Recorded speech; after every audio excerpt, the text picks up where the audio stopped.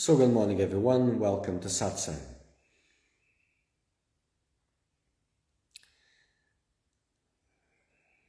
Let's make some silence first.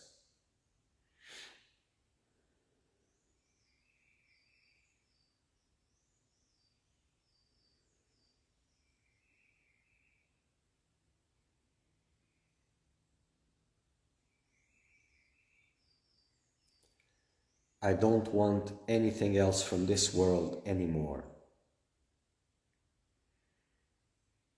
That is the basis of my spiritual work.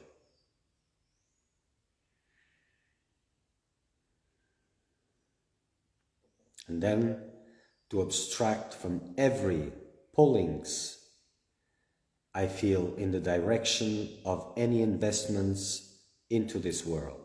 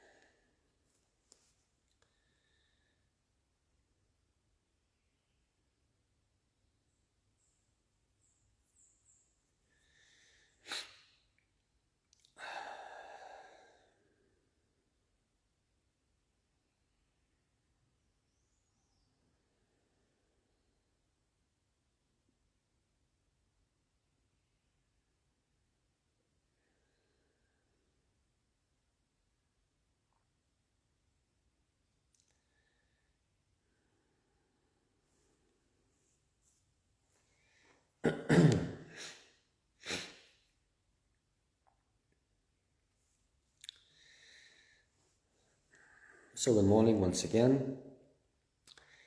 Today we'll be only transmitting through Instagram because our modem was blown away by the thunders. So the WhatsApp number appears there on the screen. If you have questions, you can send here.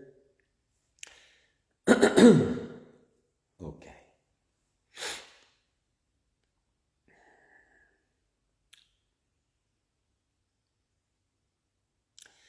So today we'll talk about repetition. Life as you know it is repetition based. It's very mechanical, almost lifeless, full of repetition. What gives the flavor, the intensity, the dynamics of it is everything you put on top of it. All the expectations you have, the dreams, the interpretations you make of life. But as you disconnect from that, you will see that it is repetition based. It's like the character goes through certain predictable stages in life where his interests and all of that are connected to these stages of life. And the difficult part is to understand the purpose and the meaning of life and to make the best use out of it. Until then, it's repetition and repetition and repetition. It is good for the majority because it is the known, but it doesn't have too much, or it has much less than it is given to it.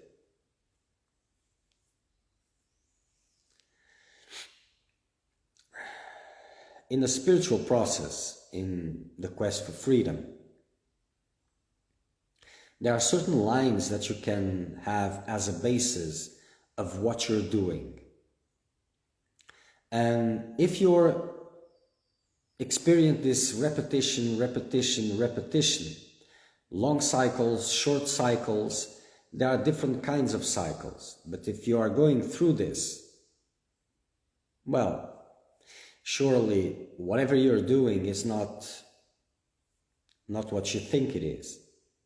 So a clear sign of an ongoing process, good one, intense, that is evolving, that you're growing spiritually, is all these processes connected to the character.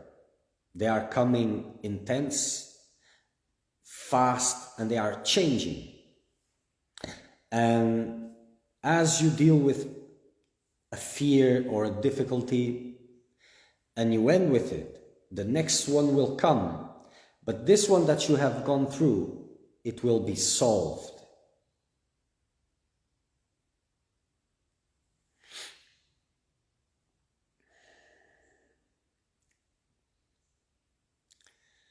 And it's very interesting to observe for you so that you don't fall into the same mistake, which is a very common one. That is transforming spiritual life into a normal life, into a common life. This is very usual.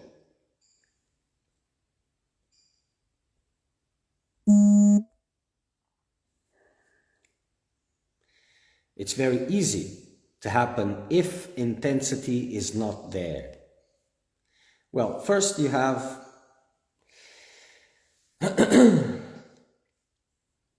the usage of time. The importance in this is you have 24 hours available. Some you use it for sleep. You can use less, of course, but doesn't matter. You have 24 hours in a day available.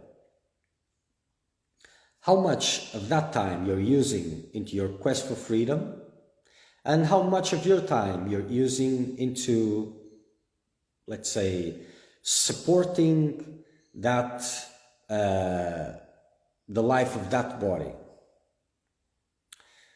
supporting the basics of it, or even improving its living conditions. How much are you investing in each one of them? So this is a clear division that it's important for you to see in practical terms. What does this mean, your thirst for truth?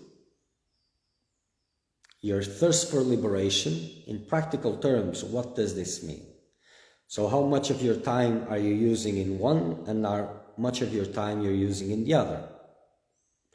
And it is simple to understand. Whatever time you're using in your quest for freedom, and whatever time you're using in the support in your normal worldly life, they are counter investments. So one is nullifying the other. It is more or less a tug of war between them. So your spiritual practices will compete with your worldly investments. Your worldly investments will compete with your spiritual practices. And if intensity is not there, what will happen is your worldly investments will be reshaped, and now they are in a spiritual context. And what you can see is the same repetition of patterns of experiences, possibly in longer cycles, because, well, in this new context, the studies and all of that, they give you a more peaceful way of living. Yes, so these cycles tend to be longer, which is not good in a sense, because, well, it's not that kind of a peace that the seeker of truth is looking for. And that peace is just circumstantial, but it tends to have this repetition. And I see, for example, seekers that they just, how do you say this, go from one place to another, round and round, round and round, and they stay for a little bit in one place. For example, here, they come here, they stay in one place for a little bit, then they move to the next one, defending their ideas, and then after a long period they come back again and they restart that process all over again, like we have never spoken before. This is an interesting phenomenon, because it's not just here. Wherever they went, they did the same. They stayed, they went through the teachings, they questioned, and in their mind tried to work whatever they were working, and then they move on again, and again, and again. And how many agains? Well, that depends on each one. And eventually they come back to the same place, for example. And in their minds, it is a different thing. No, now I understand better. Now I'm more ready, and they will stay for a while again.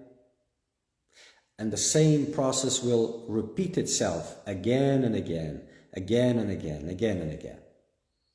So this is the picture of a spiritual process that has become a worldly investment, just for the sake of having a spiritual scenario where they believe that they are investing, but at the same time, normal life continues. And I'm not talking about this situation where the seeker has its spiritual practices, which they fit a worldly agenda, a worldly scenario where they have their jobs and they take care of their families and all of that, where they just, well, they do their practices, and this is a long-term investment. Now, I'm not talking about that. I'm talking about those who are more or less declared seekers of truth, that they seek liberation, and they are investing apparently all of their time. Because the others, well, that's long-term investment, and, well, I'm here just for those who are with an intense thirst.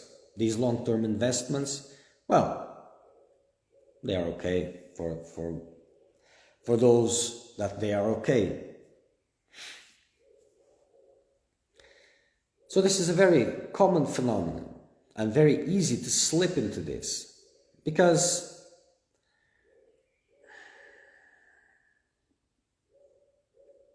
despite your best intentions, there is this urgency into spiritual growth. And in the majority of cases, this thirst, well, it's not pure yet. This has to do with this worldly character that wants to gain something, that wants to improve, that wants to be better. Even if it is with the words of liberation. And it has to go through the test of time. It has to be transformed by the practice and by time, so that it reaches a steady pace at the higher intensity. So usually what happens is, there's a big initial investment, and then there is this vision that, oh, I've done so much, I invested so much, and things are not coming. So I'll just, how do you say this? The enthusiasm reduces, and then the spiritual investment flattens or just reduces a lot. And life goes on, and daily subjects are a part of the routine and all of this. And this reduces to nothing.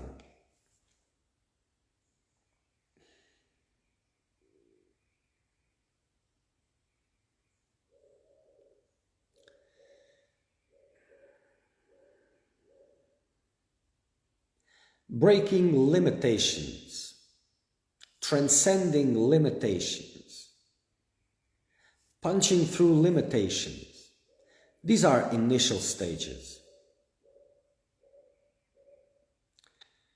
And it is quite common to hear seekers talking about almost like self-realization experiences. And at the level of the personality, full of fears, full of attachments, fragilities. What is that? Well, there are ideas of almost self-realization experiences. They are a little bit overrated, because initial stages, it's about dealing with all of these fragilities, attachments, and all of that. These are the beginning stages. And like I said previously, if things are in the right pace, in the right level of intensity, it is one after the other. It's like running a marathon. But if intensity is not there, you will deal with this in a cyclic way. And then it goes away, then it comes back, then it goes away, then it comes back. More or less the same things. And you're taking care just of little things. Imagine that you have a list of all your fears and attachments, from the smallest one to the most intense one to the biggest one. As you're putting intensity into it, you will go through one to the other until it finishes. And it is fast, it's not slow. There's almost no time to breathe. You finished one and there's this, how do you say this, inner expansion, inner growth, the fruit of deliberation of certain beliefs, of course. And after just 3, 4, 5 days, something else comes, the next thing in the list. And it's not your list, you know the topics, but they will come in the sense that of what you can handle. But be aware that what you can really handle and what you think you can handle, they are different things, completely different things. So these things come one after the other and they get solved. They get solved. So the situation can come back because, like I said, life is not very creative. It just appears to be, but it's repetition based. But the situation, circumstance can come again, but it will not touch you like it did. You will see it with completely different eyes.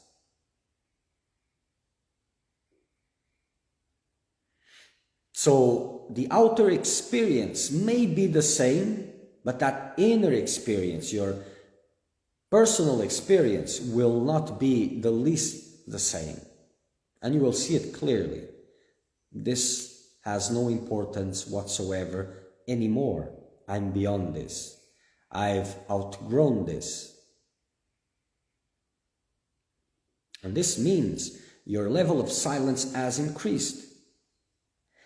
And the more you intensify your meditation, the more you will face these situations that will be opportunities for you to break, to transcend your fears, your attachments, whatever is there.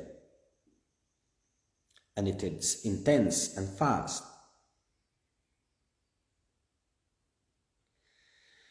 What you call normal life is there to distract you, to take your time, to eat your time, because time is the most precious asset available. No mistake in that. And the more you focus in your meditation, the more you look at every situation as an opportunity for you to work your attachments, fears, dependencies, fragilities, the more intense it becomes. And the more you deviate your attention from these worldly things, for example, seekers divide their time because, well, they want liberation, but they are afraid to go through difficulties, not having food, shelter, comfort, and all these things. So what really happens is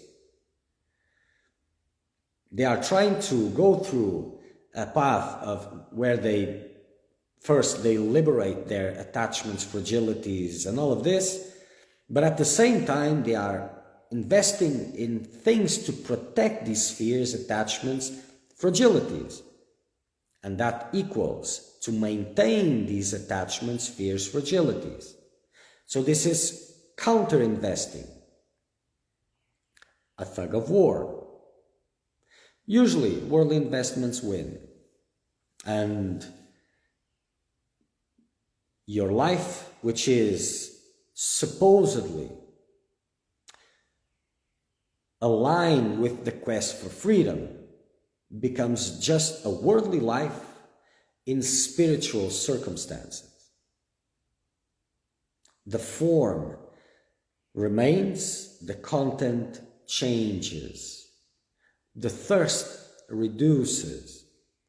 The intensity of investment reduces. Make no mistake, it is very easy for this to happen. So you need to be vigilant. And if you're not making an effort to intensify your meditation, to intensify your spiritual practices, let's focus on meditations better. Or if you don't see yourself at the level where it's not possible to increase anymore now, but I'm working on it to increase it as soon as possible, then there's something else which is at play, which is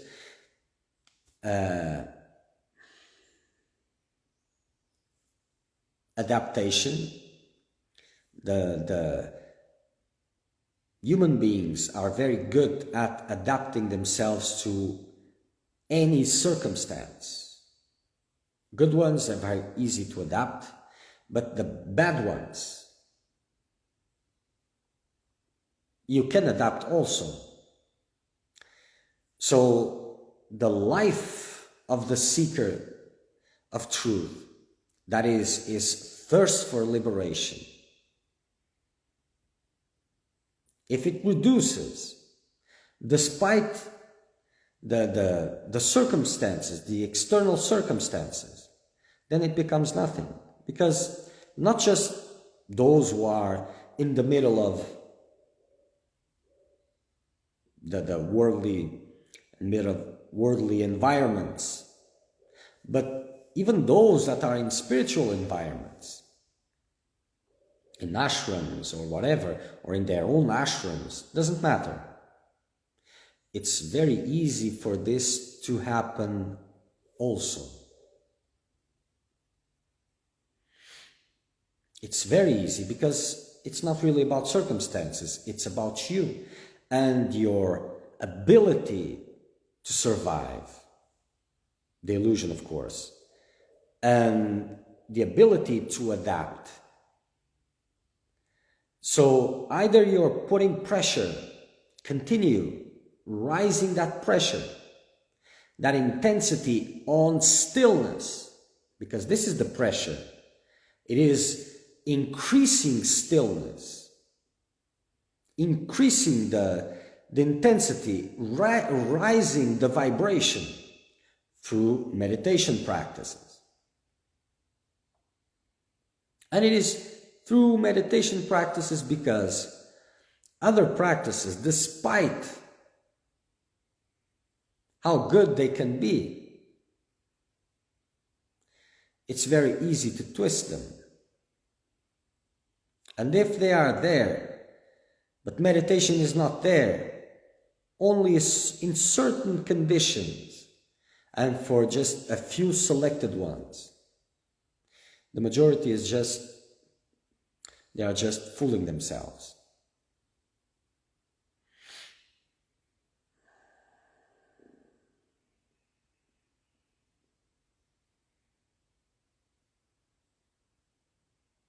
It is very easy. And I see this with seekers that have left everything, that are dedicated themselves, and with the test of time, they start just surrendering to the daily circumstances, to the daily life, doing their practices, doing their meditations, but the thirst, the how do you say this in English? The thirst, that's the only thing the only word I can think of in English that can summarize that. That becomes more calm. And like that, fruits don't come. Liberation is for those who want it a lot and above anything else.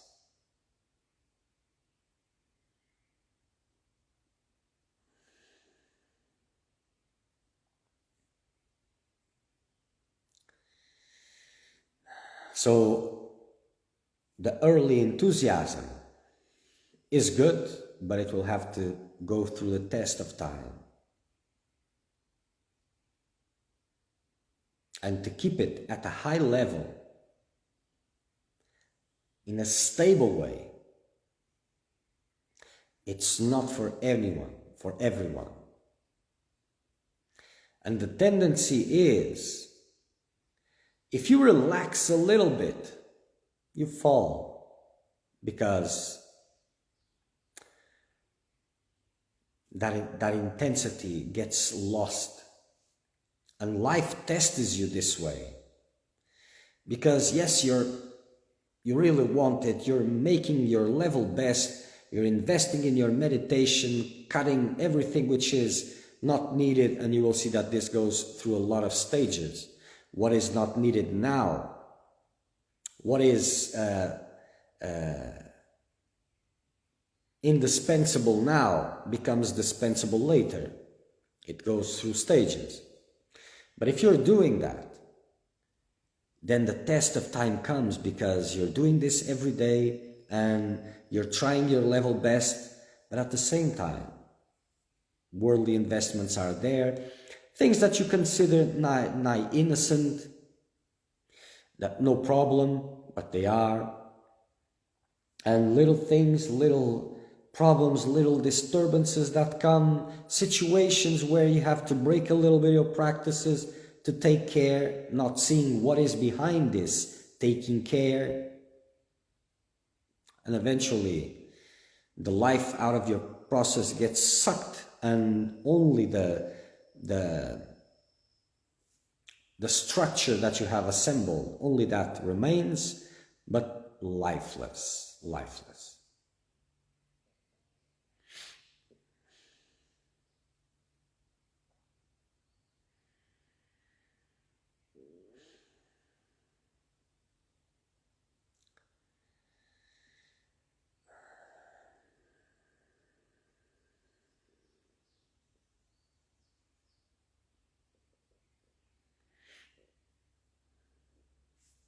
The tendency in everyone's mind is, the mind comes to justify. No, but that's not my case. I'm doing the best I can. I'm doing all that is possible. But then you stop, you pause. And if you look, am I doing everything that I can, everything which is possible? And if you're honest, you will see that you're not. But the mind will always defend this, because mind is not the source of guidance, it's not guidance. The mind is programmed to defend your illusion. It is a part of it, whatever that means. There's no other way. This is why meditation is about silencing the mind, focusing on the technique. But the technique, it's not the most important. The most important is you're abstracting from everything else, from all mental content, from all sense impressions, everything. You're taking your attention out of it, and it starts to shift, to reduce. Because everything is sustained by your importance.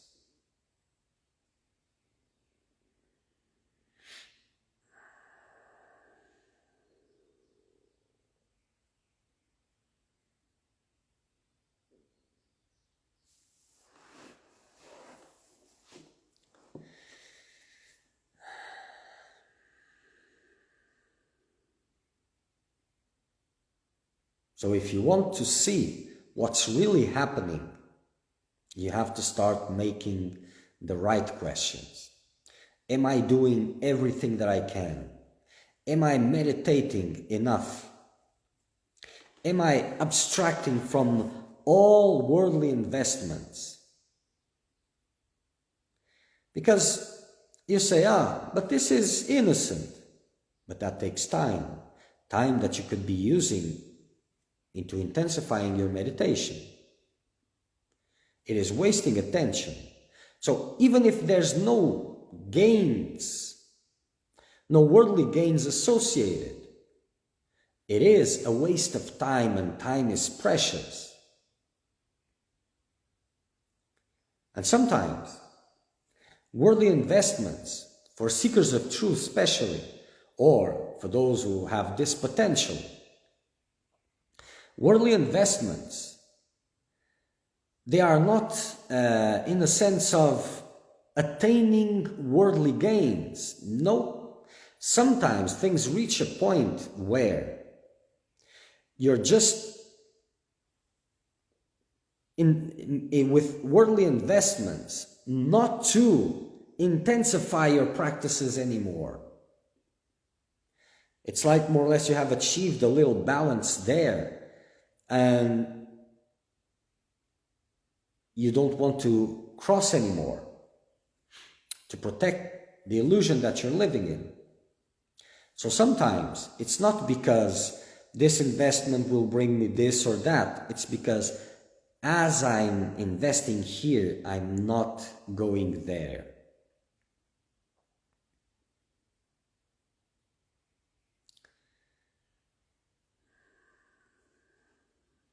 Whatever you can, apply yourself into your meditation. Because it's meditation, it's a whole, it's only the Portuguese word comes, but because meditation prepares you, it's not just a process in itself.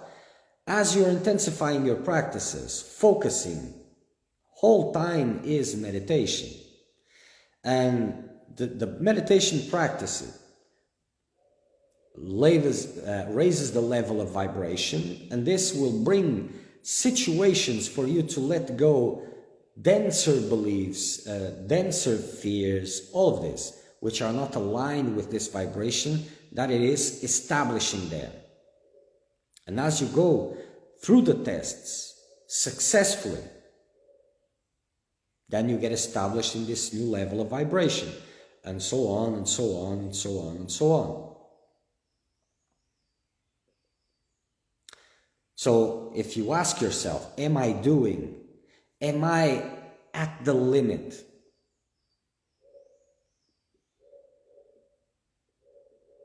And most of the times you will see that, if not always, you're not at the limit. And you will be able to see those investments that you're protecting. It can be just little things, not just big things, even little things like, well, I'm not sure, because I was going to talk about food, and food is not a little thing. It seems a little thing compared to other things, but it's actually a big thing, which just gets small when there are bigger things in the room. So people tend to look at security and all of these things in the level of possessions, etc., etc. But when all these things are dealt with, when they are no longer a problem, then the central things, they are seen as really big things. Food is one of these things. Just comfort foods, for example. I'm just giving an example, just an example out of a million examples. Food.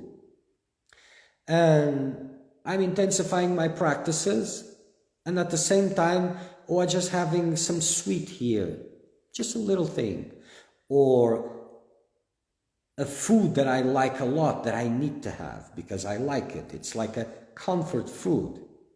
But what's the problem with this? No problem. Really, there's a big problem with it. Let's look at in the context of meditation. As you're intensifying your meditation, it starts to go through all these emotional things, bringing them to surface to clean it up. But as it comes to surface, they have to be experienced so that they can clean up. But as you are, or even before these things are rising, anxiety increases a little bit, and the need to compensate this. It's like a fire starts, and then there's a need of putting it out. This is where comfort foods come. And they are countering the work you're doing in meditation. The things you are uncovering in meditation gets suppressed by these comfort foods, by these sweets that give you immediate energy, and it stops that process that you were going through, that anxiety process that then leads you to the experience of these emotions, and eventually, if you maintain your distance, eventually the liberation of them. So a lot of aspects, and there's no innocent things. If it is there, some importance has to have. And if you start looking at yourself as the biggest obstacle in your self-realization, and if you start asking the questions, you're intensifying your level best, and you start asking the questions, where am I wasting time? Where am I fooling myself? Eventually it becomes clear.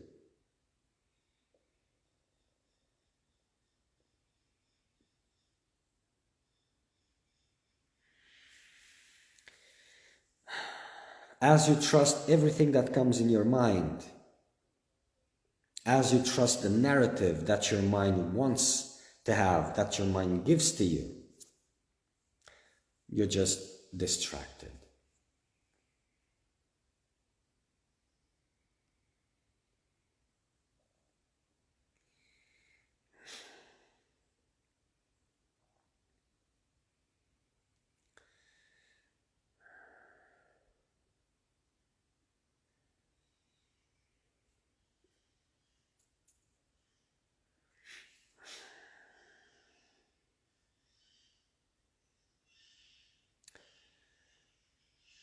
I will answer your question now.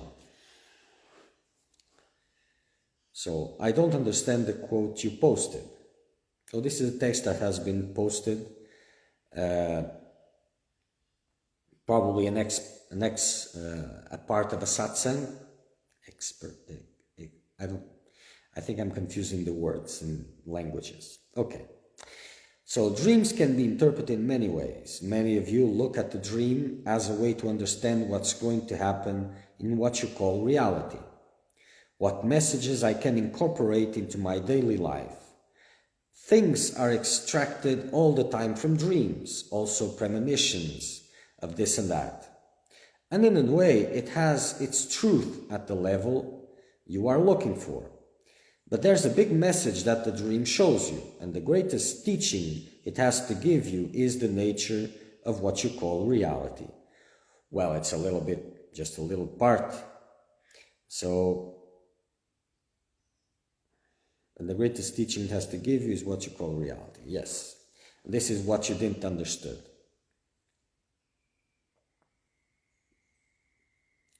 So, if you're entangled by phenomena, you will tend to interpret everything in that direction and according to your own interests and according to your level of vision of what you call reality. So many people in the spiritual path, they tend to look at dreams as a sort of premonition, as something that gives them messages that are important into their lives. And they even see sometimes that what they experience in the dream will happen in what they call real life. And it can be true to a certain extent. Well, it's like depending on your fishing net, you throw it into the water and you will get some fish. You will not get all the fishes. You will get the fish more or less according to your net, to the size of the holes of your net.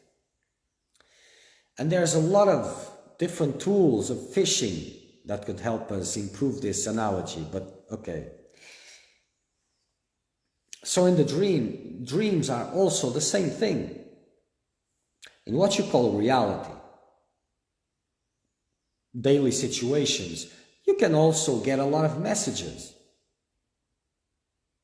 about what's happening, what will happen, a lot of things about yourself. Everything is just giving messages all the time. People are giving messages all the time. So dreams are not different. They also can give you a lot of information. But for a seeker of truth, the one who is paying attention, the biggest message that what is called the dream can offer is the nature of so-called reality, which is the experience of myself as a body or through a body, and that body in an environment, a base where it stands, an environment where that body is in, and interactions that happen with that body. This is the most important part, because you don't know how this comes into play. There's the teachings that, well, millions and millions of years took to bring this into existence. In certain religions, they say it took 7 days to accomplish. Many things are said, but that's not your experience. Your experience is, first, identity appears. You're there. And then the experience of the body, and then the experience of the surroundings of the body. It seems to be always there. But the dream, in a dream, you also experience yourself through a body. Sometimes you see that body, other times you don't see that body. You also have experiences in the surroundings. There's a planet. You don't go that far because we don't see a planet.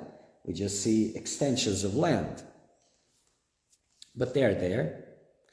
Sometimes there's other people there, people that we have interacted in what is called real life, reality. They are in the dream also.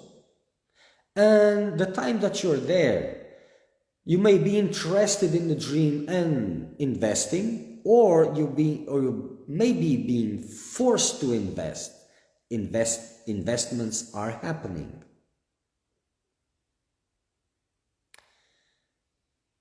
And you know by your experience, you may not know this in what you call reality, but the dream, you look at it, this is not real. You know that it has appeared and it disappears. And it doesn't disappear when it ends. No, it disappears in the middle, whatever, because you don't know where it will end.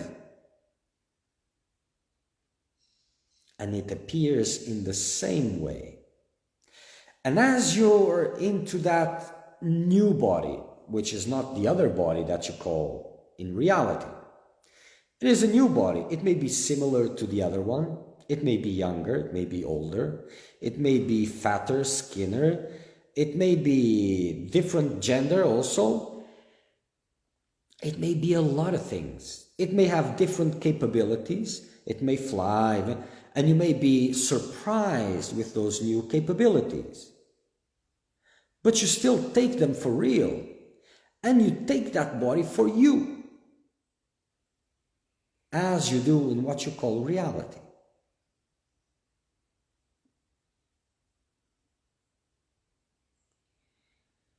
So then when you reflect on it, not in the dream, because it's very difficult to reflect on this in the dream, not impossible, but very difficult, because when you start making these reflections,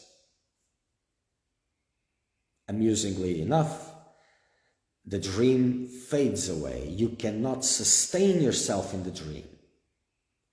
It's not impossible to be in the dream knowing that you are dreaming.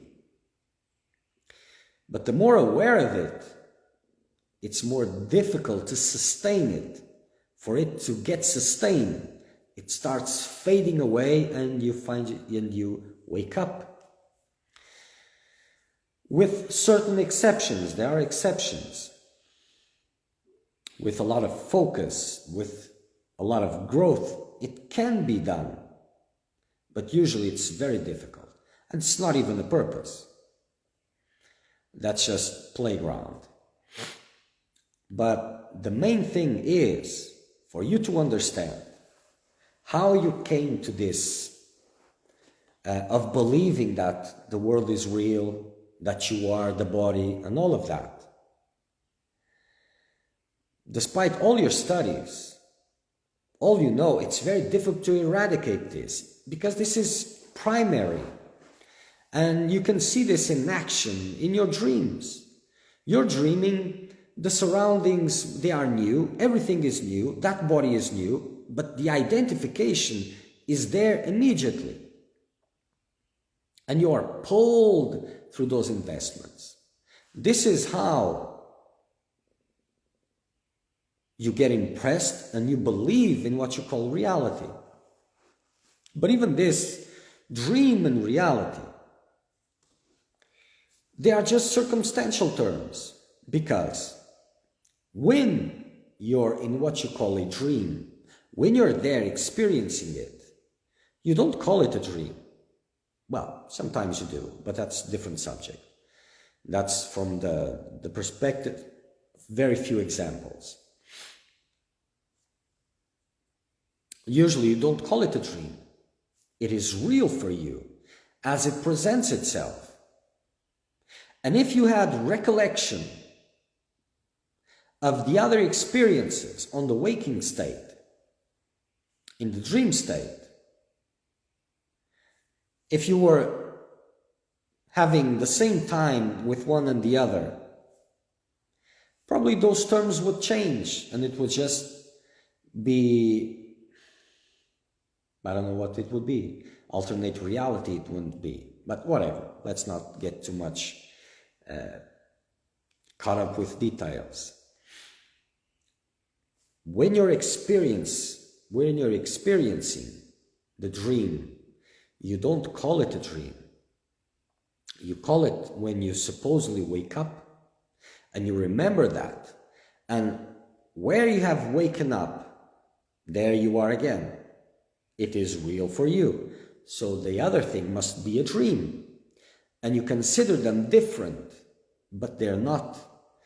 The dream is facilitating you an experience in a fast way, and dream after dream, dream after dream, as you see these identifications, these strong beliefs there, and the nature of the dream appearing and disappearing. You're just having a vision, a direct vision of the nature of what you call reality. It's the same, only the laws are a little bit different, the time span is different, memory is assisting, but the nature is the same.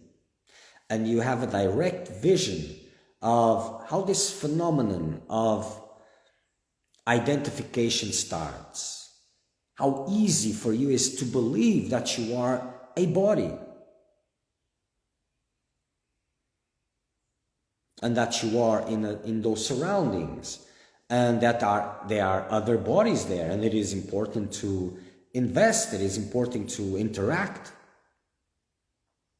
You can see this in the dream, by the memory of the dream.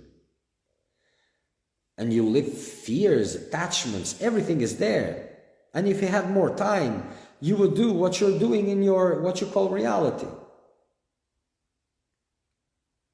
So the dream, the biggest message of it is the nature of existence, of your experience as an individual identity.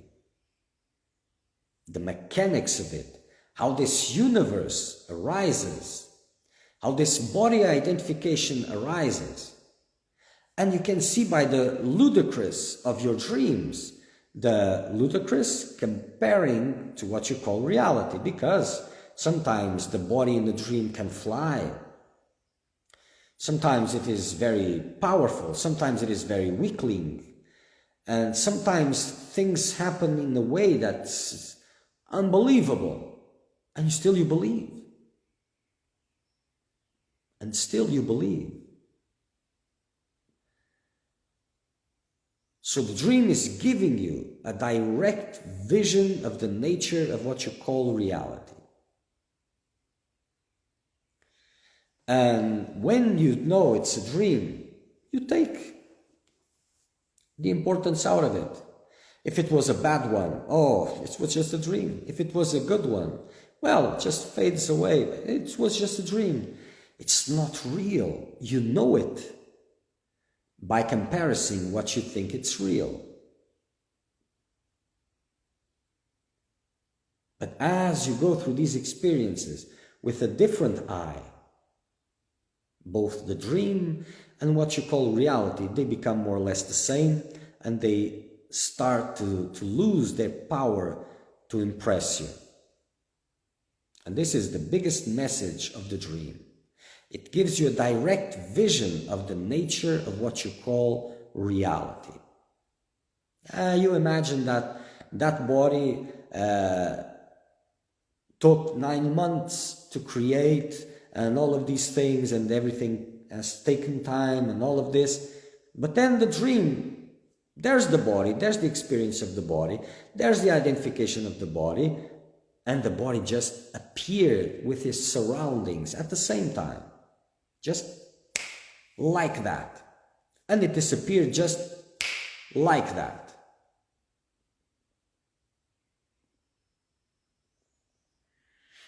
And the way you experience it is the basis of the way you experience in what you call reality.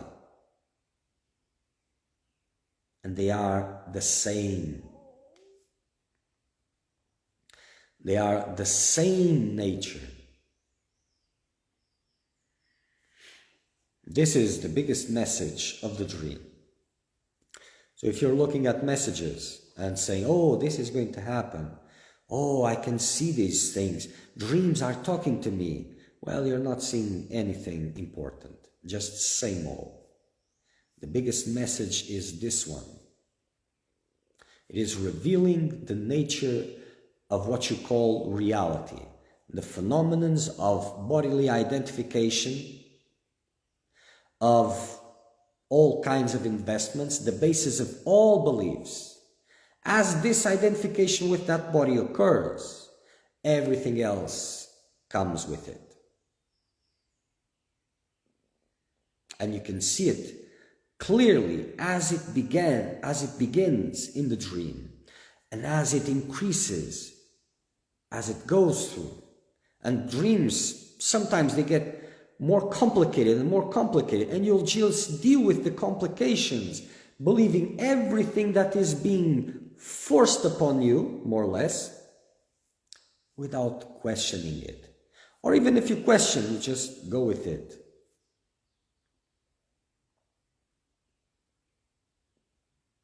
For those who have done a lot of work already, they can recognize themselves in the dream, knowing it is a dream, and by knowing this, they know that's very difficult to maintain it. But then at other levels, you can play in the dream as you play here, more or less. Even more. But that's unimportant now.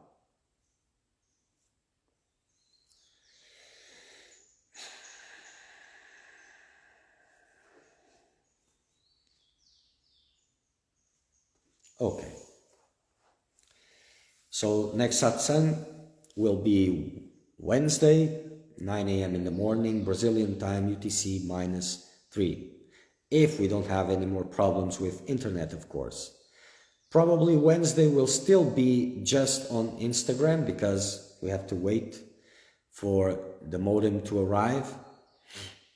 And but eventually we'll resume again for Facebook and YouTube and all these other platforms.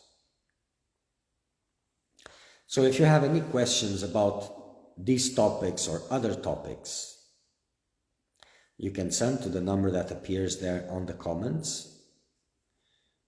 Is here still? Yes. And I will answer in the next one.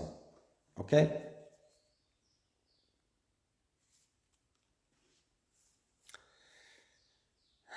So until then, make the best use of your time. Use these words and try to see where your time is being wasted. Don't convince yourself otherwise. Don't let your mind talk you out of it.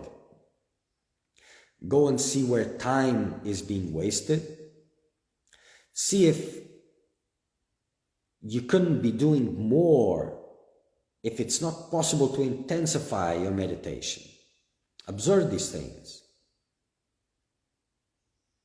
Usually the most important answers are just in front of you. Your mind doesn't let you see them because it endangers the balance of that which is precious, the maintenance of that which is precious. Okay. See you all next time.